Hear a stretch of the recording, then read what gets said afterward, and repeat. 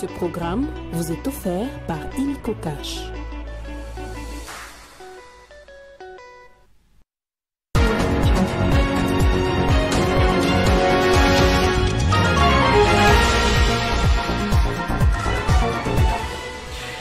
Le gouvernement de la République vend debout contre le banditisme urbain. Lors d'un point de presse, le patron de la territoriale a rendu public le bilan de l'opération Ndobo qui a permis, d'après lui, de mettre la main sur plus de 700 koulouna en seulement 48 heures.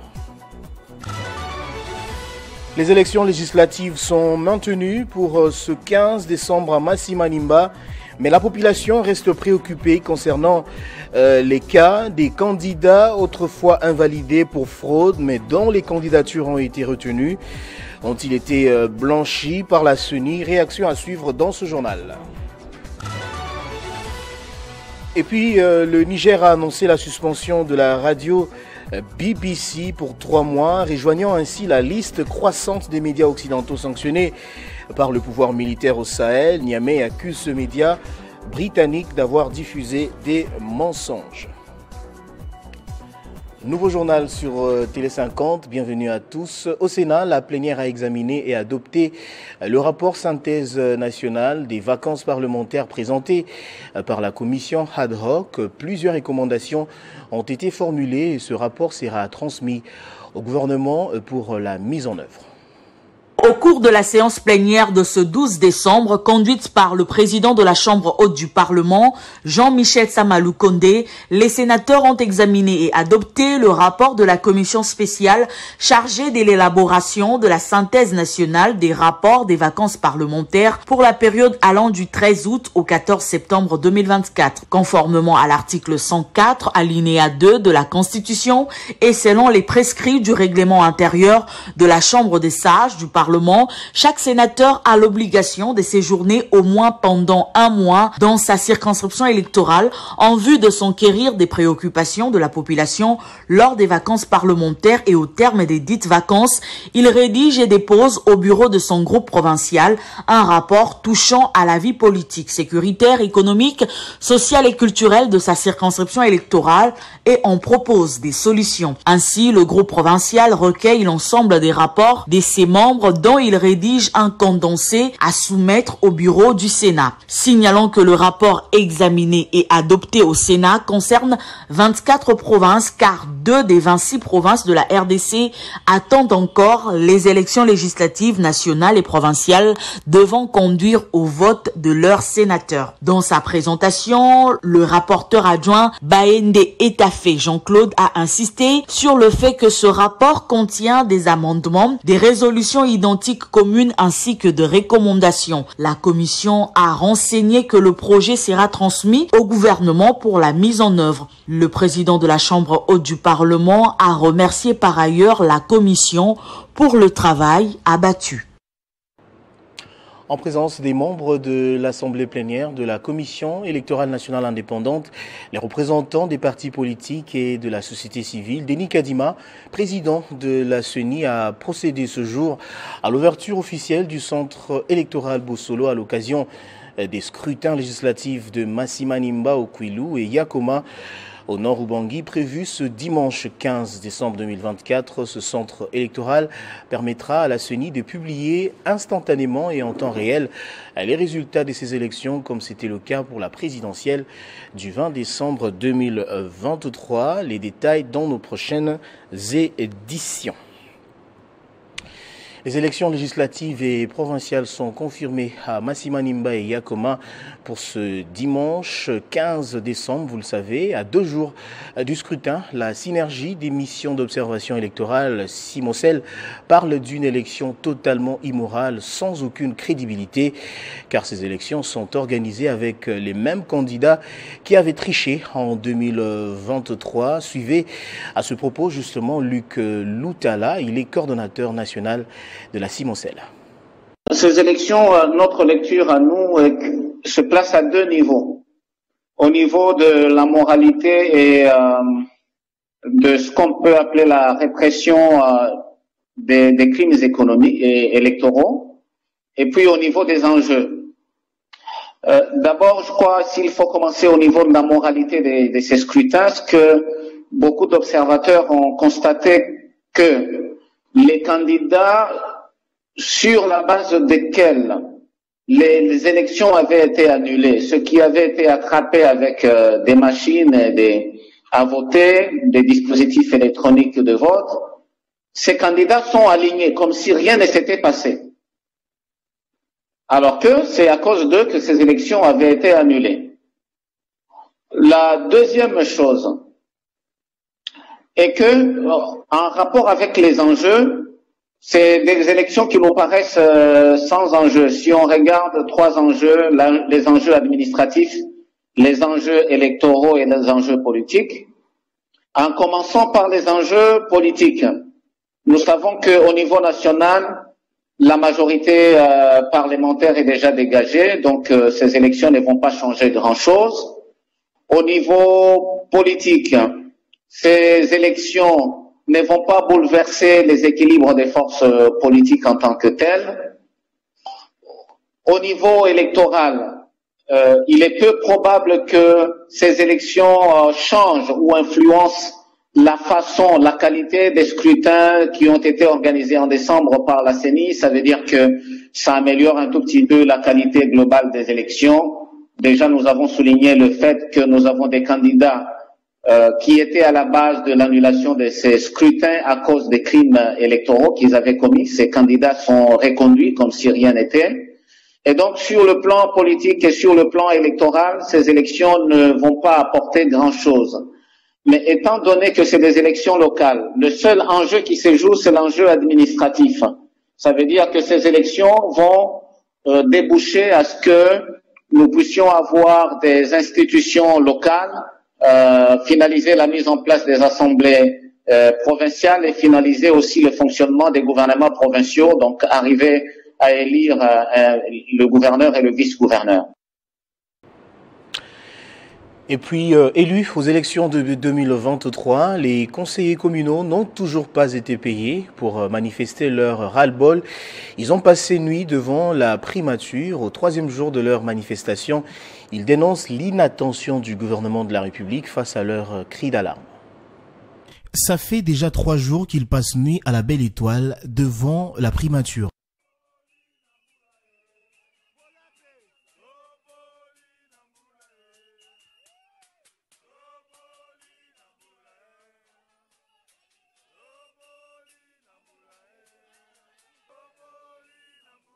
À Kinshasa, ils ont levé l'option de passer leur séjour devant la primature à côté de ceux de Kinshasa pour réclamer leurs émoluments omis ou ignorés par le gouvernement central qui sait pourtant que c'est l'État congolais qui a organisé les élections des députés nationaux, provinciaux et conseillers communaux. Les nationaux et provinciaux, eux, touchent leurs émoluments sauf les conseillers communaux. Ce mois de décembre est le mois où le peuple nous a donné mandat. Nous, les élus du peuple, élus légitimes, nous sommes conscients des efforts qu'a fourni le président de la République, pour que la décentralisation soit une réalité afin d'accomplir la vision du développement à la base.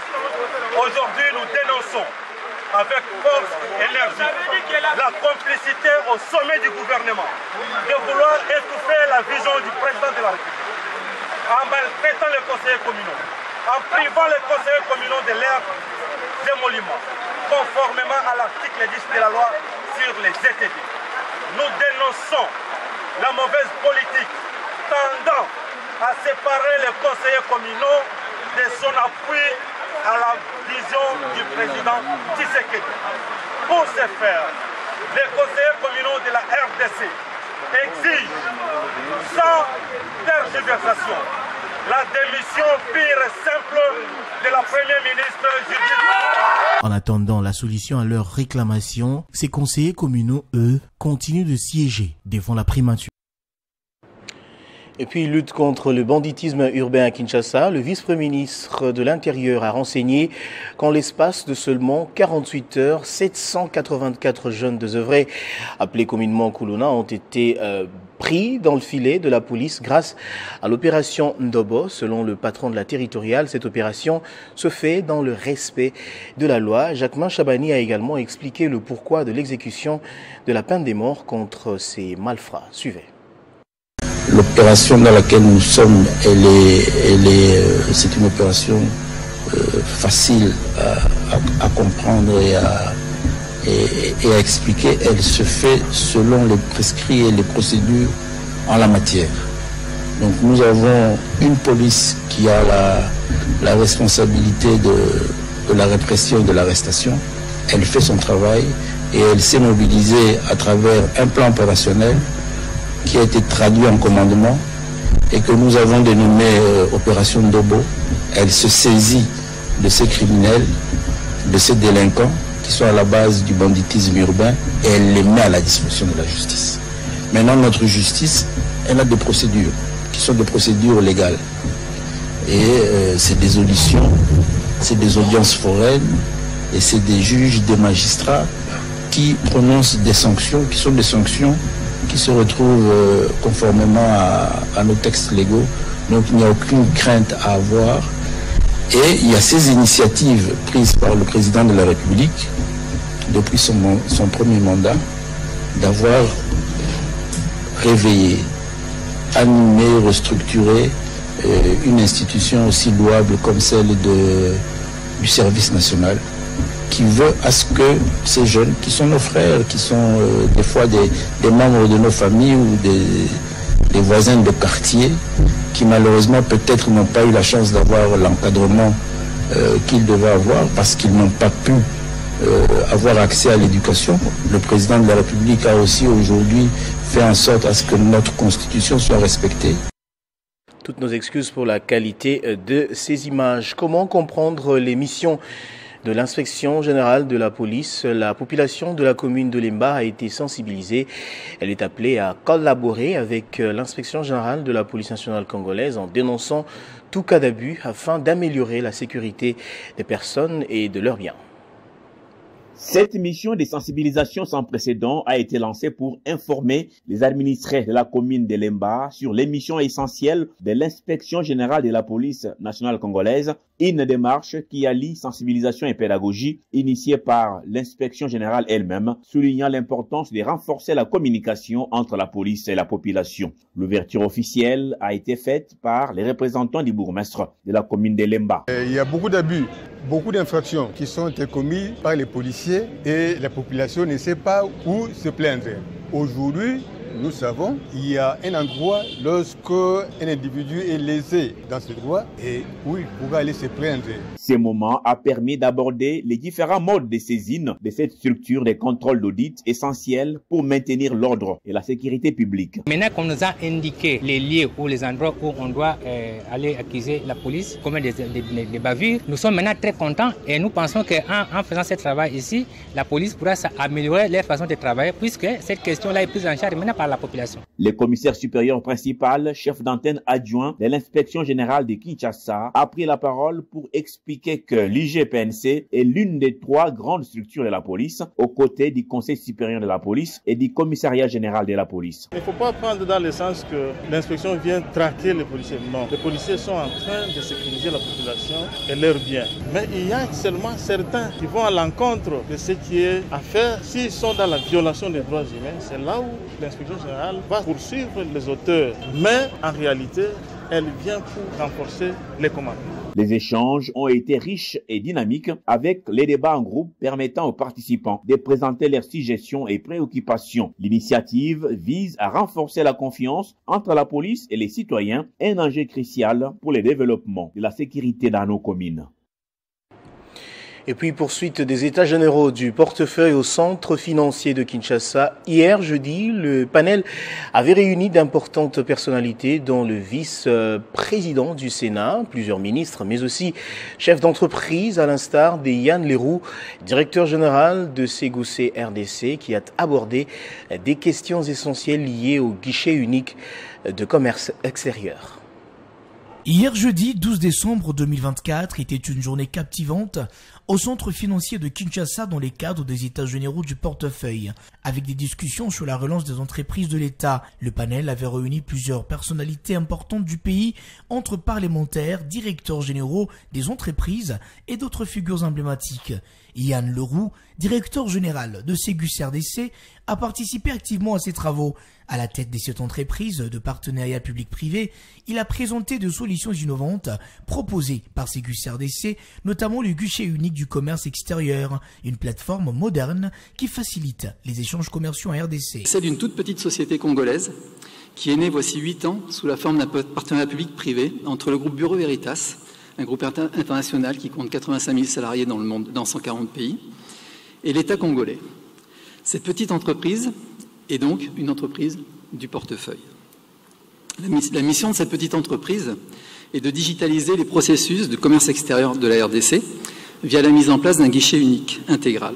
L'accent a été mis sur l'efficacité de cette transparence qu'offre cet outil, conçu pour accélérer les opérations d'import-export, réduire les coûts et rendre le processus entièrement numérique. Grâce à cette digitalisation, cette petite entreprise amène de la transparence, de la traçabilité dans les opérations du commerce extérieur, mais elle réussit aussi et surtout à réduire le délai de traitement des opérations d'import-export de la RDC et participe ainsi à améliorer la compétitivité de ce beau pays. Ces états généraux, lancés par le président de la République Félix Tshisekedi, visent à transformer les entreprises publiques en moteur de croissance pour la RDC. Dans l'actualité également, parlons de ce tollé médiatique au niveau du ministère de la Jeunesse. Un groupe des 6 jeunes sur les réseaux sociaux multiplie des déclarations contre la ministre Noéla Aiganagato. Il reproche à cette dernière de ne pas le soutenir ou de ne pas soutenir la jeunesse en général en République démocratique du Congo. Nous sommes en ligne avec un des membres de son cabinet, son conseiller juridique, Achille Malambou. Bonjour monsieur. Vous êtes sûrement tombé sur les réseaux sociaux comme nous sur cette démarche de ces jeunes contre la ministre de la Jeunesse et Éveil patriotique. Qu'en est-il exactement?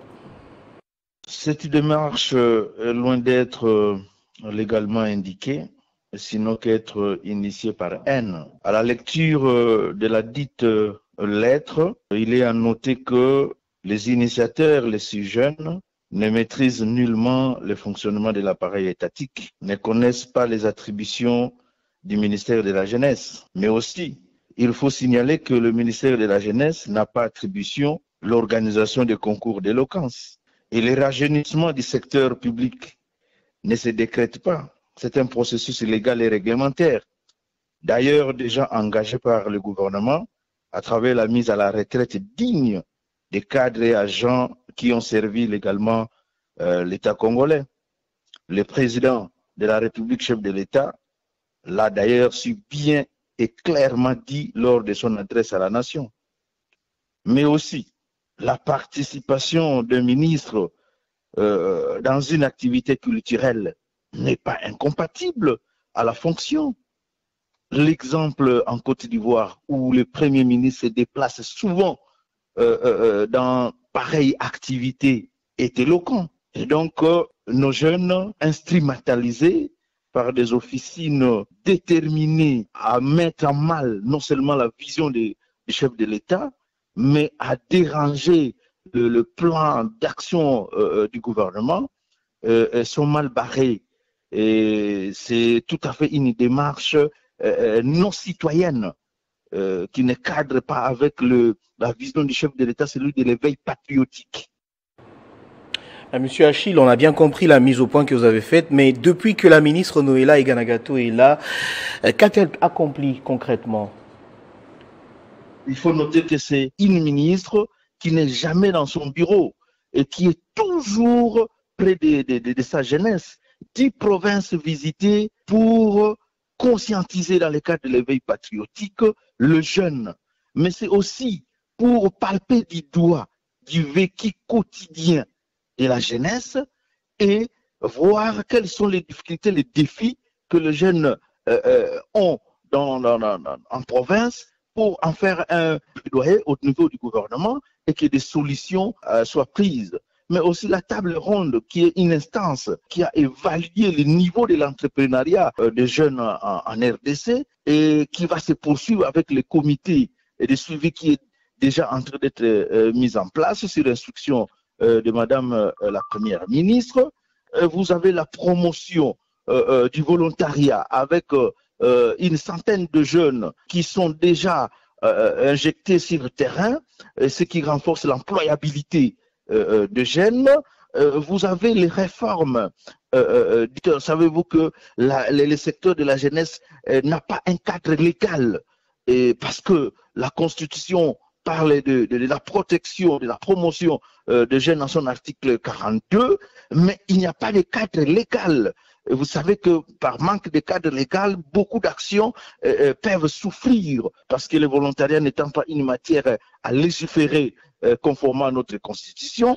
Donc, il y a des réformes réglementaires qui sont déjà en cours, et vous avez aussi sur le plan des agripreneurs, le lancement de brigades agricoles, que les jeunes se calment, que les jeunes fassent confiance en leurs leaders pour que les choses marchent selon la vision du chef de l'État.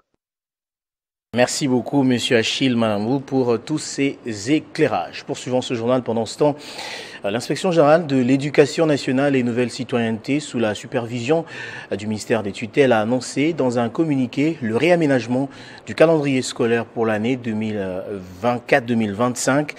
La dissertation aura lieu le 2 juin 2025 et la session ordinaire du 28 au 31 juillet. Cette décision fait suite aux perturbations causées par les grèves des enseignants dans les écoles publiques, entraînant un retard dans le déroulement des cours.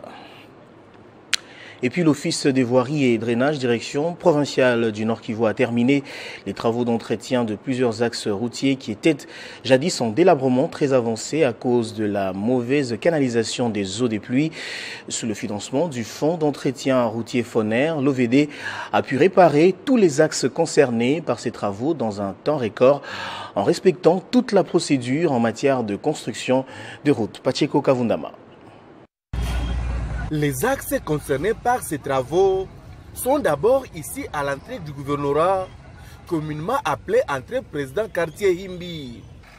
Ici, l'Office de la voirie et drainage qui exécute les travaux a déployé toute son équipe et ses engins pour placer de l'asphalte. Les 2 et 3 autres axes, c'est au rond-point ULPGL et marché Kituku, au quartier Keshero, qui subissent les mêmes travaux de la poste d'Aobé.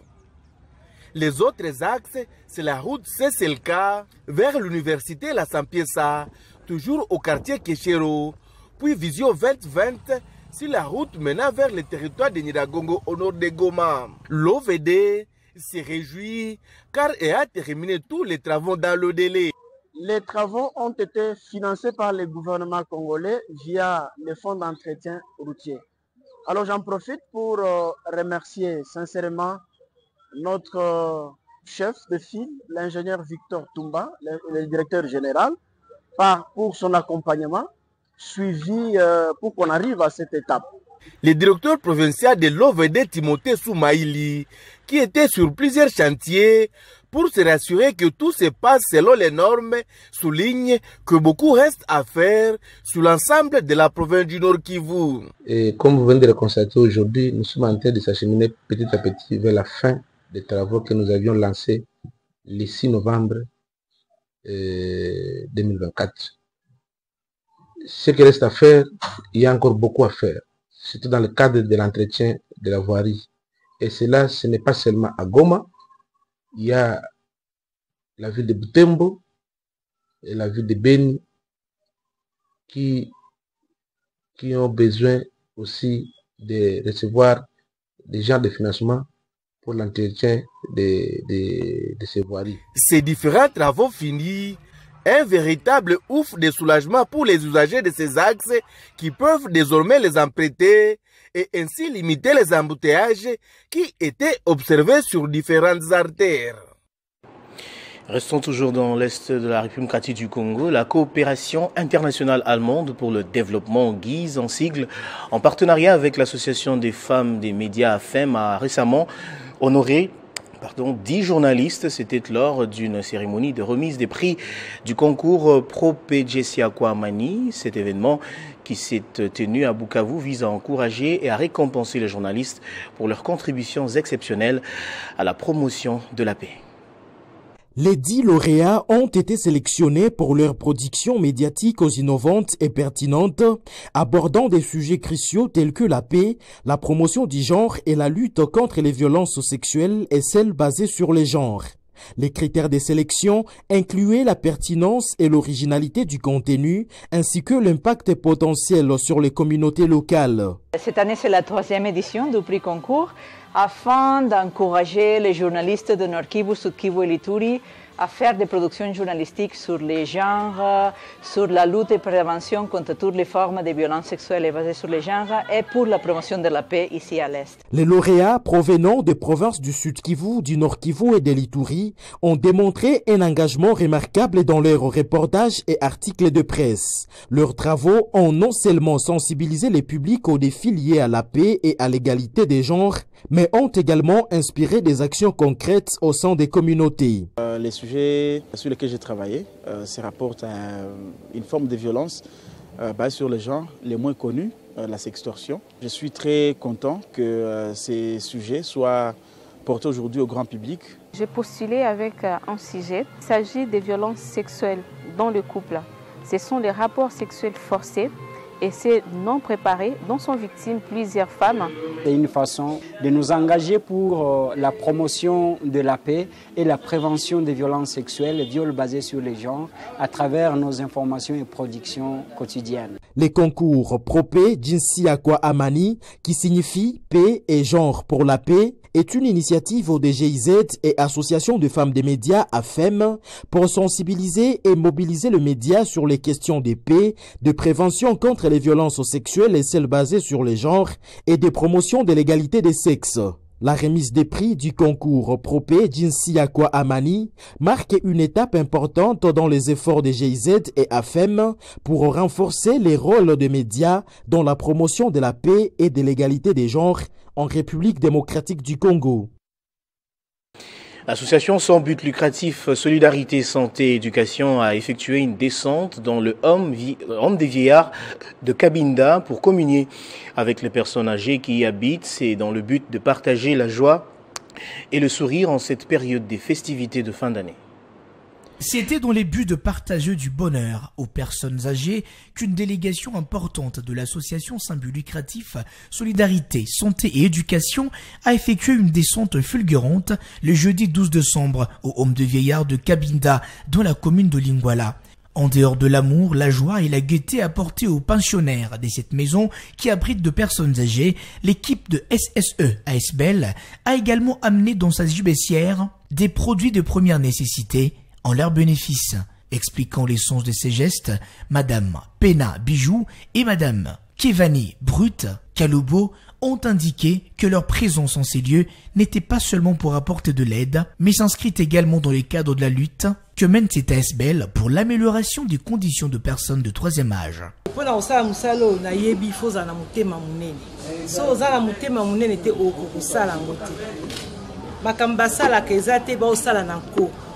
Soit c'est la maladie, soit ils ont douleur, soit ils ont passe. Avec Oyonga Nazozwa, Namboka Nazali, la ligne Penaïa to partager en bandeko, langa poto, ça la qui papa na maman na biso bazala bien.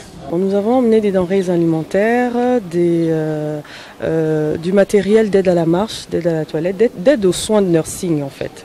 Nous avons apporté tout ce qui est soins de nursing parce qu'il y a quand même une pénurie, une difficulté pour les personnes âgées dans les soins de nursing. Je vais m'expliquer. En fait, la personne âgée, c'est pas qu'une pathologie. C'est pas la pathologie en soi. On les voit comme des personnes malades, mais leurs besoins au quotidien fait l'objet d'une demande. Tout est bien qui finit bien du ton. La descente de l'ASBEL SSE a été une grande réussite, car ayant laissé la joie et la bonne humeur au Home de Vieillards de Cabinda. En Afrique, les autorités du Niger ont annoncé la suspension des programmes de la BBC accusés de diffuser des fausses informations. Cette décision a été prise par le ministère nigérien de la Communication, des Postes et de l'économie numérique.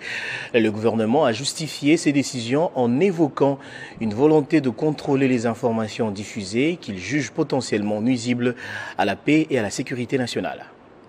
C'est sans doute des mesures autoritaires et courageuses de la part du Niger sur les chaînes étrangères. Cette série de suspensions des médias dans ces pays à un temps réduit met en lumière les tensions croissantes entre les régimes militaires et les médias étrangers. Niamey a justifié ces mesures par la nécessité de protéger le pays des campagnes de désinformation et de maintenir la stabilité. Il est reproché à la radio BBC Afrique, média britannique, la diffusion d'une information selon laquelle des militants présumés ont lancé 2 attaques simultanées dans le village des Choutaman et dans la zone des Terra faisant 130 morts. Les qualifiant des informations erronées, l'actuel pouvoir militaire estime que cela pourrait conduire à la déstabilisation de la quiétude sociale et à saper le moral des troupes qui luttent contre les djihadistes.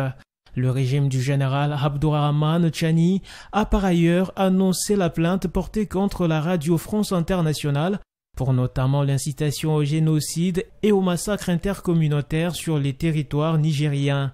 Les autorités du pays reprochent à RFI sa couverture des attaques terroristes enregistrées ces derniers temps au Niger. La dernière en date est celle survenue mardi dans les départements des Terra, dans l'ouest du pays, près de la frontière du Burkina Faso. Rappelons que les relations entre Niamey et Paris se sont considérablement dégradées depuis les coups d'État de juillet 2023. Le Niger accuse la France à maintes reprises de tentatives de déstabilisation, des accusations rejetées systématiquement par les autorités françaises. Bref, cette information qui vient de tomber après 9 jours de tractations. François Bayrou a été nommé Premier ministre par Emmanuel Macron ce vendredi en France. Le patron du MoDem, compagnon de lutte du chef de l'État depuis les premières heures du macronisme, aura la mission de former un gouvernement capable de résister à la censure qui a emporté Michel Barnier et ses ministres mercredi dernier. Une tâche qui s'annonce complexe étant donné la composition de l'Assemblée nationale toujours éclatée en 3 forces politiques, la gauche, la droite et le centre et l'extrême droite. On va prendre les rappels des titres à présent. Le gouvernement vend des bouts contre le banditisme urbain. Lors d'un point de presse, le patron de la territoriale a rendu public le bilan de l'opération Nobo qui a permis, d'après lui, de mettre la main sur plus de 700 koulouna en seulement 48 heures. Les élections législatives sont maintenues pour ce 15 décembre à Massimanimba, mais la population reste préoccupée concernant les cas des candidats autrefois invalidés pour fraude et dont les candidatures ont été retenues. Ont-ils été blanchis par la CENI? Vous avez suivi une réaction de la Simocel dans ce journal. Et le Niger a annoncé la suspension de la radio BBC pour 3 mois, rejoignant ainsi la liste croissante des médias occidentaux sanctionnés par les pouvoirs militaires au Sahel. Niamey accuse ce média britannique d'avoir diffusé des mensonges. On va prendre la revue de presse à présent.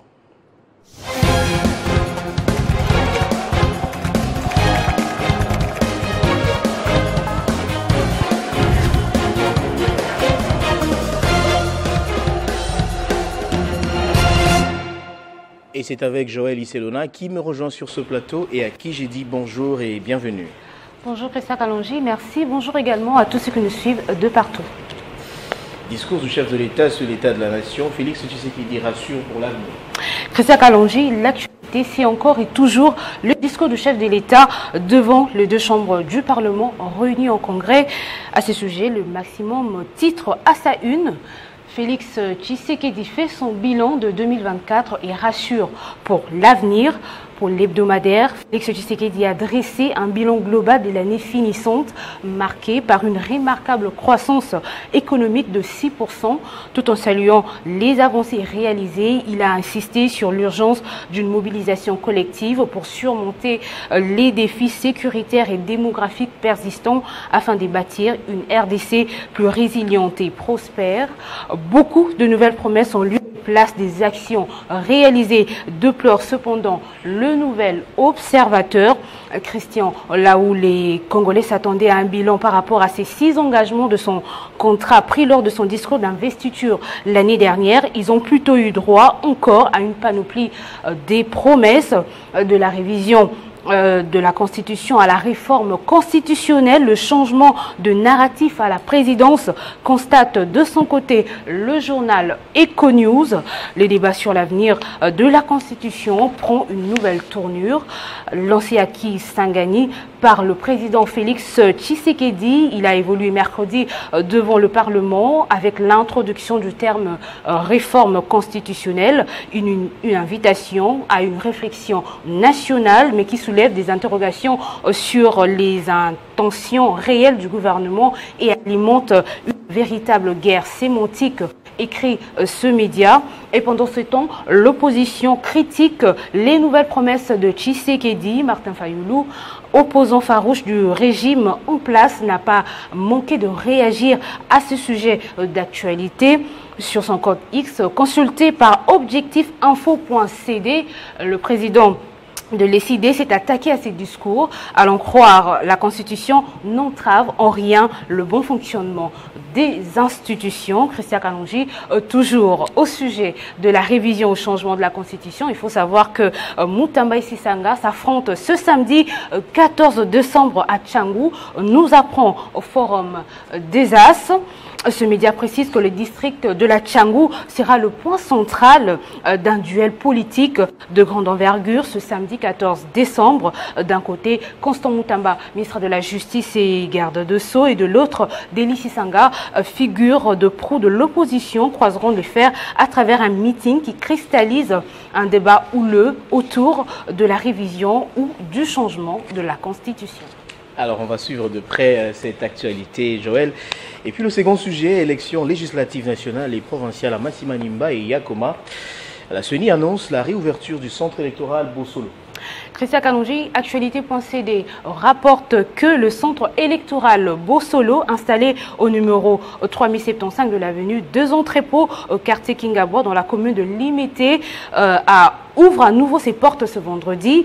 C'est dans le cadre de la reprise des élections législatives nationales et provinciales dans les circonscriptions des Masimanimba, dans la province du Kwilu, et des Yakoma, dans la province du Nord-Ubangi. Et selon le communiqué de la CENI, nous apprend foxtime.cd, le centre restera ouvert jusqu'à la publication des résultats provisoires des scrutins dans les circonscriptions électorales précitées. Le calendrier électoral réaménagé prévoit la fin de la campagne électorale dès ce vendredi 13 décembre 2024 dans les circonscriptions électorales des Masimanimba, au Kwilu et Yakoma, au Nord-Ubangi, et le 15 décembre, le jour du scrutin, et enfin le 23 décembre, la date retenue pour la publication de résultats provisoires par la CENI.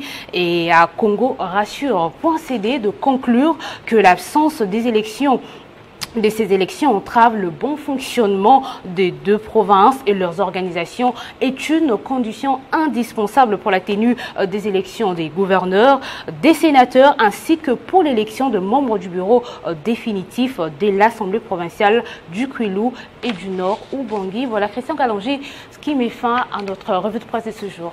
Je vous remercie de votre présentation. C'est moi qui vous remercie.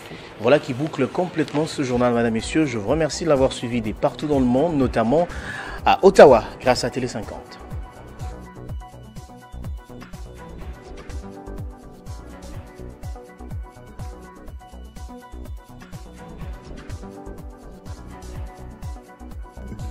Retrouvez toute l'actualité en continu sur www.tele50.cd. Ce programme vous a été offert par Illico Cash.